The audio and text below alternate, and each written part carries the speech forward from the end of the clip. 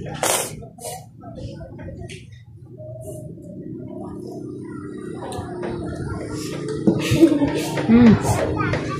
here guys. Hello mga terni, anapod ko. Hindi talaga makapahinga itong bibig ko sa siging kain. Oy, kay may nagbigay man sa atin ng mangga ay patulan ko na talaga ito. Blessing man ito kaya hindi talaga natin tanggihan. Masama ba yung magtanggi sa blessing? Salamat talaga sa terkong si Lourdes. Kay siya pa talaga nag-akyat nito sa punuan. Oy. Kay basin hindi ko daw siya pansinin pag hindi niya ako nabigyan. Kay nagpadungog-dugog man tayo ay napugos talaga siya pag akyat nito. Oy. Hindi man talaga ako mahilig sa hilaw na mangga mga teroy, lalo na kapag sobrang maasim. Pero kay timing man talaga na hindi maasim itong binigay sa akin, kaya maubos ko talaga ito oy. Pero akala ko man ako lang ang makaubos.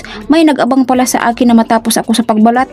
Natawa talaga ako habang nagsubo dyan oy, kay nag-akala talaga sila na hindi ko sila bibigyan. Pero kay hindi ko man matiis ang aking mga pamangkin, ay pinaalis ko talaga sila oy.